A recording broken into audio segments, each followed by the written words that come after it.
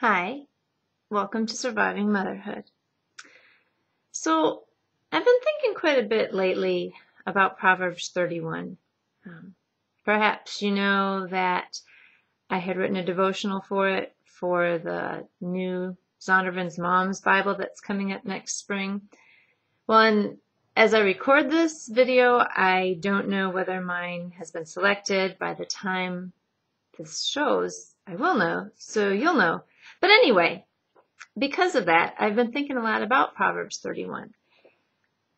And I want to begin today by reading you the devotion that I wrote and then talking about it a little bit more. The title of this is, I Will Never Be That Perfect. And that's okay. The Proverbs 31 woman. She gets up early and stays up late. She's smart. She conducts shrewd business deals. She makes designer clothes for her family and gourmet meals. From scratch, no doubt. Am I the only mother who feels like a failure next to this woman? Honestly, I do my best. But then I look at her and I think, I will never be that perfect. Do you feel the same way? Friend, I have good news. We don't need to be perfect. God is the only one who is perfect, and His grace is big enough to cover our inadequacies. Did you forget to buy more milk? Were you too tired to play another round of checkers? Have you overlooked that pile of mending again? Are you ready to hand in your mothering resignation because you're sure you will never get it right? Rather than turning in your resignation, try turning to your Father. The same God who looked with love on our Proverbs 31 friend looks on you. He knows your needs, your weaknesses, and your failings. And He still loves you. God's love for you is not based upon whether your floors are swept clean and all your children are neatly tucked in bed by 8:30. God's love is based solely on His grace given to you through Jesus. You cannot make Him love you more by trying to be perfect. And He will not love you less because you're imperfect. Our homes and families will probably never meet Proverbs 31 standards. Let us seek instead to be perfectly faithful. A woman who fears the Lord is to be praised.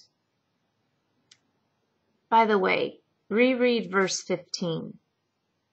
She had servant girls. Hello? Yeah, I tend to have to put a little bit of sarcasm or humor in most things that I write. It's just the way I am. Anyway, as I've been thinking about this Proverbs 31 woman, the question has come to me, was she even real? Or was she in theory? Was there really a woman who did all that? Or was it just the king's mother's suggestion for this is what you should look for? I've done quite a bit of reading and research, and there seems to be no real conclusive answer to that question. Some people think she was real. Some people think she's a compilation of the hundreds of wives that Solomon had. But I have come to realize that doesn't really matter. There's a lot of controversy about her. Did she really stay up all night and get up early in the morning? Did she sleep for like 2 hours? What did she do? It doesn't seem like anybody really knows the answers to those questions. But there is one thing that is certain. There's one thing that you and I can do, just like she did.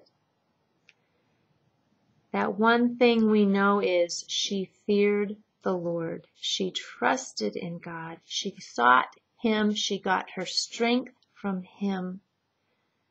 Whether she made new clothes and gourmet meals and bought the field and planted everything and harvested it all in the same day?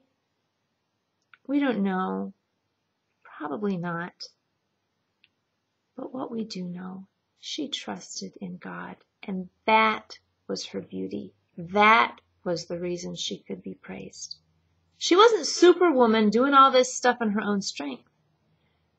She trusted in the Lord.